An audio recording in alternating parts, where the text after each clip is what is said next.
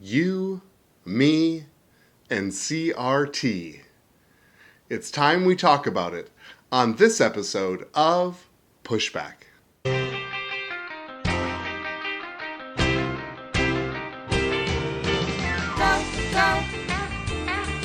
Jonny, go, go. Go, Jonny, go, go. Go, Jonny, go, go. If you're concerned about the direction our culture is heading, then maybe it's time to push back.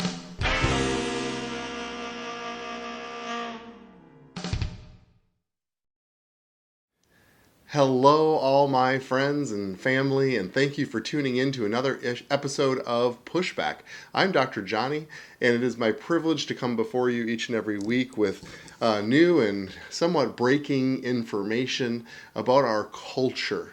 For those of you who have been listening to my podcast over the past 2 years, now entering into season number 3, you know that culture is my word. I love it.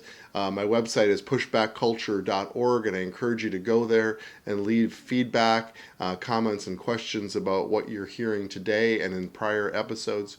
But I so value our culture, and I know that we are responsible for it. And I think that's the underlying message of this podcast. If you're concerned about the direction our culture is heading, then maybe it's time to push back. We are the culture setters as Christian families here on this earth. And so we need to get a picture for that. We need to be passionate about it. My passion about it, that I can come each and every week and lay down these cultural issues before you so that we can begin discussing them and hopefully become more like the heart of Christ and more like his culture as we transform the culture of America into the culture of heaven. I believe that it's possible. I believe that's what we're here to do. Today, I'm going to talk about one of those topics that is extremely important to our culture, and I believe that it's extremely sensitive. And so I've really dug in to this topic because I believe that it's misunderstood, and I would say most people are pretty ignorant about the topic in general. But I mentioned that the title of this podcast is You, Me, and CRT. CRT is the critical race theory, and you may have heard it bounced around. If you look at headlines, you'll see that there have been protests both ways, but this is about a racial conversation that we're having in our country currently. And I believe, if you've also connected with my podcast, that racial conversation is important. I believe that in and of itself is a valuable exercise because we have to be able to converse about these topics. My take on CRT may raise some eyebrows and may surprise you a little bit, but I think it's important. I mentioned that I'm an equal opportunity pushbacker, meaning that if you pull back the layers and you try to sweep away some of the politicizing that happens with these topics and really get down to the core issues, I believe that there is some common ground there that we can actually join together in unity in our country to bring real healing. I feel kind of emotional about this topic because I feel frustrated for our African American citizens because a lot of times we talk about race when something tragic happens. When the George Floyd tragedies happen, then the discussion begins, and it's usually an angry discussion and an uncomfortable discussion. But we have to, and I've mentioned this many times, I'm going to continue to bring this topic forward because we have to be sensitive to our fellow Americans. You know my position if you've listened to my podcast, and if you haven't, I encourage you to go back to the previous seasons and connect to episodes entitled such as The Brown Initiative, where I'm connecting the fact that that race itself, I believe, is actually a fallacy. I believe that if you look at science and the Human Genome Project, we will find that we are only one race, the human race. The evolutionists thought that there would be 4 or 5 different races because Darwin himself, who was an abject racist, was making the case that there are hierarchies of race, that there are more advanced races than others, because that would align with an evolutionary type theory. But we have to understand that when the Human Genome Project happened, that they actually discovered that there was just one race, the human race. That should surprise a lot of scientists, should surprise a lot of those that believe in evolution. It should surprise a lot of those that feel that there is a supremacy to race, that there are races at all.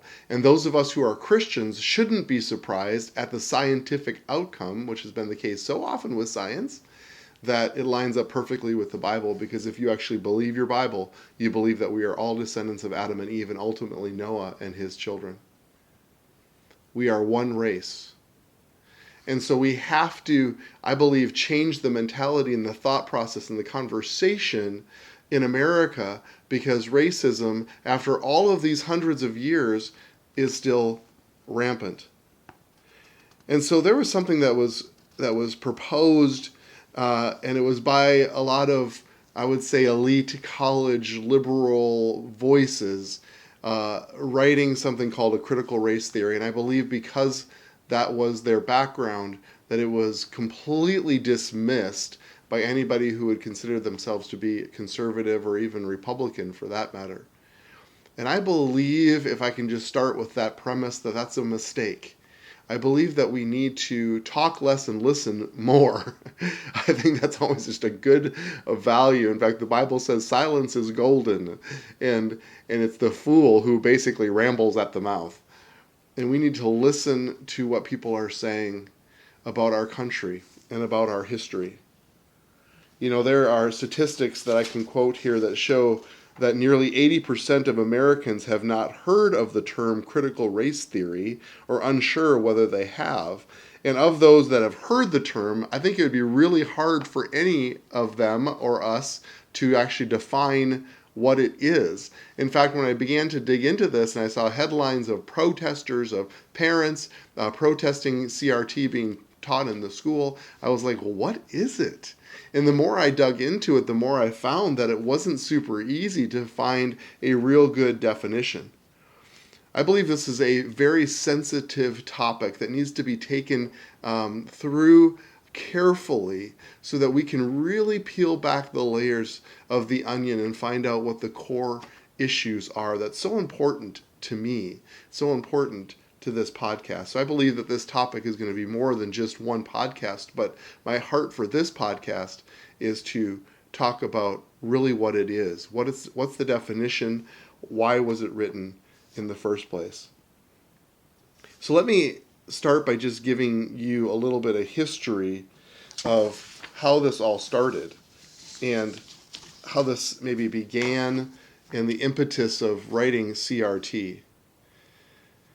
The history, and I'm reading from the conversation written on June 30th, 2021, so not that long ago, entitled Critical Race Theory, What is it and what it isn't? I think that's important as well. So the history goes, and I'm reading from this, after 304 years of enslavement. Can we just rest on that for a second? We sometimes look at slavery as sort of this blip in history. My friends, it was 304 years of enslavement. Then former slaves gained equal protection under the law with the passage of the 14th Amendment in 1868. So in 1868, there had already been 304 years of enslavement. The 15th Amendment in 1870 guaranteed voting rights for men regardless of race or previous condition of servitude.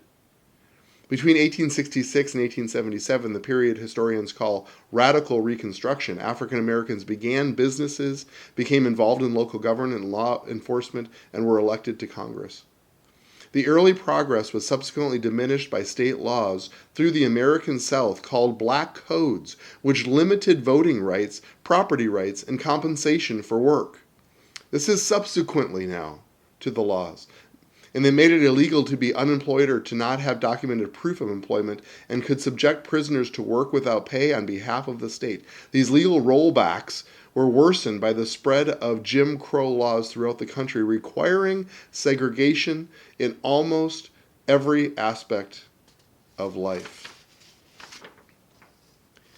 My friends, this goes back to really what we're talking about with critical race theory. Like, what is it anyway? Well, I want to give you a couple of definitions that I could come up with that I believe were perhaps the best way of typifying what they were talking about. But even before I get to that definition, we have to understand that even after these amendments to the Constitution, there is really 100 years before Martin Luther King and the sort of next wave of civil rights that had taken place. It's a long time, my friends, to be continually feeling like you are misrepresented and not equal and not protected under the law. There was Brown versus the Board of Education in 1954, which found that school segregation to be unconstitutional. Fair Housing Act in 1968, which prohibited discrimination in housing, was productive, and yet there was still problems, and the gap between black and whites was not being closed. And so ultimately what was written was the critical race theory. Critical race theory is a field of intellectual inquiry that demonstrates the legal codification of racism in America. Now, I'm not a great legal or civics mind, and so I don't know what codification means, so I looked it up. It's a process of arranging laws or rules according to a system. So they're basically saying that racism isn't more than just individuals being prejudiced, but that it's actually baked into the cake. That there's something there that has, in our laws, in the ways that we rule and govern our land, that actually is unequal. And there's an arranging of laws or rules according to a system of racism in America. Now, I'm just laying out what they said. Now, I think there's consequences to that mindset, and probably in the next podcast, we're going to dive a whole lot deeper into the consequence of these actions. But I do want to relay to you what the critical race theory is and what is the beliefs commonly held by most of those who are critical race theorists. Because that's only fair. We can't push it through our lens or our interpretation always. Now, I'm going to make some editorial comments about these eventually, but we need to hear their original heart and why they wrote it in the first place. So they laid out 5 basic areas that most critical race theorists would agree. Number 1, first, race is not fundamentally or essentially a matter of biology, but rather a social construct. Now, I think this is incredibly interesting because I just got done saying that I also believe that race is not fundamentally or essentially a matter of biology. The Human Genome Project has proven it. And so that's very interesting that that is part of their premise, that this is a social or cultural construct. Well, if that's true, then I believe with all of my heart that culturally we can shift things. Because this isn't just a matter of science or biology, like this is just the way it is. I believe that racism probably needs to get blown up completely, and the whole concept of race in its entirety. They say while physical features and geographic origin play a part in making up what we think of as race, societies will often make up the rest of what we think of as race. I think that's absolutely true. For instance, in the 19th and earliest 20th century, scientists and politicians frequently describe people of color as intellectually or morally inferior and use those false descriptions to justify oppression and discrimination. Well, I would say baked into the cake is evolution, which says the same thing, by the way. But also, I believe that this is absolutely true as well. That we have to be able to realize that there is actually a history of thought that actually has not only gone into the way that we treat people, but in the way that we actually set our rules and our laws. Number two, second, these racial views have been codified into the nation's foundational documents and legal system. We'll go deeper into that and give some examples where that could be true. Number three, third, given that the pervasiveness of racism in our legal system and institutions, racism is not aberrant, but a normal part of life. Now that's harder hitting. Fourth, multiple elements such as race and gender can lead to kinds of compounded discrimination that lack the civil rights protections given to individuals or protected categories.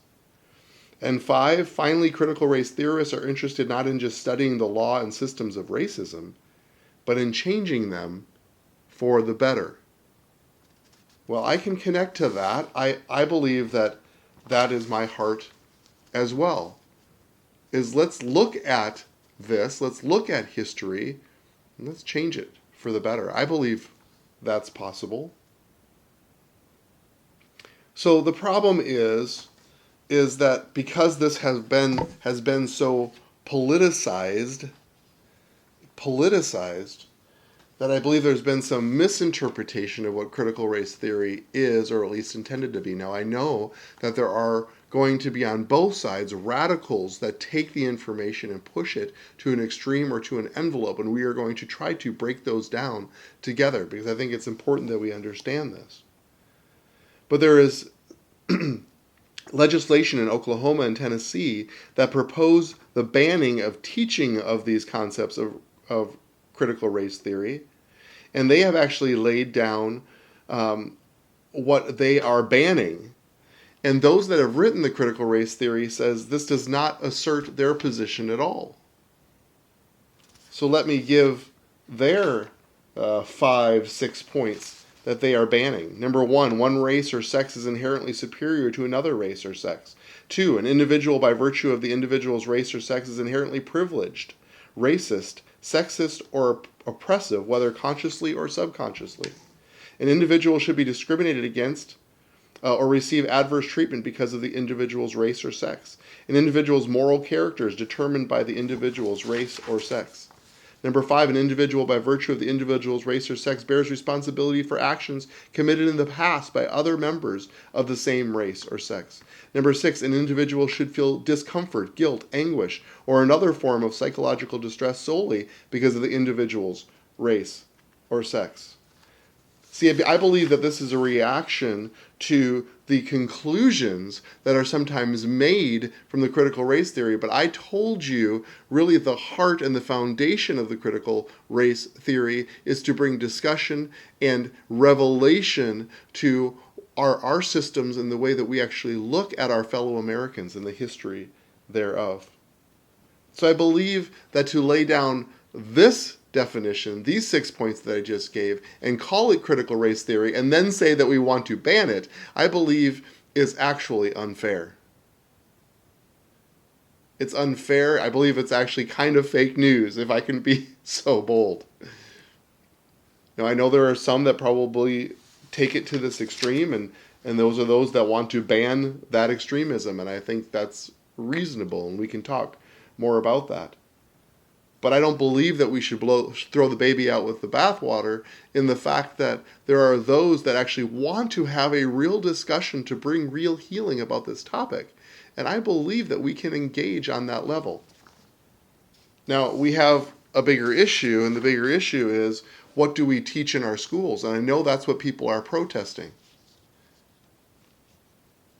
But I don't believe, I was just talking to my family about this, I don't believe that any of us feel at the Trail of Tears, where we systematically marched the Native Americans out of the East Coast area and into their own land that we designated for them, was a just, loving, brotherly thing to do to fellow Americans. I don't think anybody believes that, and yet I grew up reading about that in textbooks. So there is history that needs to be told. A lot of this came to light when we hear stories about the treatment over the 300 plus years of enslavement and then the 100 plus years following this enslavement, of the way that we treated our fellow Americans with dark brown skin. This came to light when President Biden spoke in Tulsa at the 100-year anniversary of the Tulsa, Oklahoma massacres in a place known as Black Wall Street, where black people lived and were business owners, doctors, lawyers, and they were building and accumulating wealth at a time that was unheard of in much of America. In June 1st of 1921, white rioters ransacked and set ablaze a wealthy black neighborhood in northern Tulsa. The massacre, which left hundreds of black people dead and roughly 10,000 homeless in its immediate aftermath, has haunted families for generations, not only by stunting their family trees, but also stripping them of future opportunities that such a solid foundation would have brought. President Biden said, "I call on American people to reflect on the deep roots of racial terror in our nation and recommit to the work of rooting out systemic racism across our country." Now, this is the red flag. This is the rub.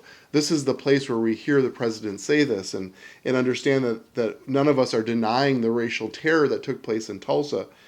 But when he says systemic racism, we all bristle and we say, wait a minute. That's not who we are. We see this as a horrible part of our history. And yet we can fast forward to more recent times. The landmark case of Brown versus the Board of Education, for example, in which the Supreme Court ruled in 1954 that separate is not equal, and that state laws protecting segregated public schools are unconstitutional. While the ruling gave black children the right to attend schools that have long prohibited them, it also resulted in some white families enrolling their children in private schools, moving to the suburbs, and redrawing school district boundaries in effect to resist integration. Even now, fast forward to the current time, more than half a century after Brown versus Board decision, efforts are still underway by some wealthy and majority white communities to create their own school districts. And listen to this, there exists a $23 billion gap between majority white and majority black school districts, out of which spills an array of inequalities. My friends, we can try to close our eyes, bury our head in the sand, and say that these inequalities do not exist. But I do believe it's part of our history, and I do believe that it's happening now, and I do believe that we need to have a discussion. Now, how to fix it and how to move forward is complicated, and that's why this topic is sensitive. But this idea that we shake our fist and say we reject any idea of systemic racism in our country, I believe is wrong and unfair to our fellow Americans. If we want to end racism, and in my opinion, abolish race in its entirety with the idea that we are all Americans, if that's the case, then we need to evaluate ourselves as Americans. I believe this conversation needs to take place. And I believe that to simply shut it down and reject it because of those who are writing it or those who have taken it to an extreme to want to indoctrinate our children into some sort of conclusion, I believe is misguided. Do I believe that our textbooks need to be simply negative, reciting all of the wrong and bad that we did in our history? No, but I do not believe that it should be absent. I believe it should be present because we learn from our history. And I, as an ambassador of heaven, want to be on the front line of healing and restoration to our country. And it involves self-inspection, whether we like it or not. Now, does that mean that I need to be comfortable being labeled as a racist? No, I believe that's where it's taken to an extreme, and I believe that's where it's gone out of bounds. But I believe that as an American, and even one who has lighter brown skin, I think we need to examine our laws, our rules, the way that we govern, the way that we treat one another. I believe that doubling down on racist propaganda, racist conversations, doubling down on us versus them, I believe is the wrong choice. And I believe that many of those who are following the critical race theory are actually going about it the wrong way. And I want to talk much more about that. I believe Both sides are waving the flag of patriotism, and I don't think both of them can be true.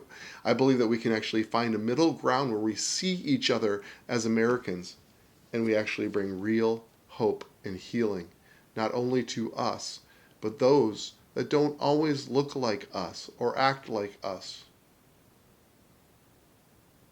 We're opening our hearts to those who have been hurt for hundreds of years, and this conversation needs to take place. My heart goes out to the African American community because I believe that it's so hard for them to actually make and state their case without an angry response and shaking our fists and not listening. We need to listen. Can we do it? I think we can do it. I want to pull back this even more. I'm going to dig into this even deeper because there is a lot here for us. And what I wanted to conclude in you, me, and CRT is that it involves you and me, and even those who believe in CRT. I believe we all come to the table. I believe I wanted to just create an introduction so that it's not rejected outright.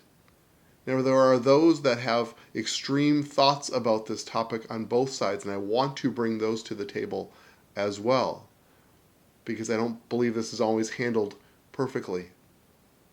But I refuse to simply jump into a political bandwagon and just follow a mantra that might not be representing the hearts of the people that wrote the mantra in the first place. Is that possible? I think it is. So I believe that we can be an answer. Can we go through this together? I'm going to do the heavy lifting, but I'm going to find out what's true and find out the true parts of history. I don't believe that we need to cancel American history, but I believe that we can talk about Tulsa and we can talk about George Washington. I believe that we can talk about segregation in our schools, and we can also talk about the Civil War and glorious victories and defeats that took place. I believe it can be a both and it needs to be, because that's a sign of a healthy culture, and that is my heart. So thank you for hearing me out, and let's go together now to set and shape the culture.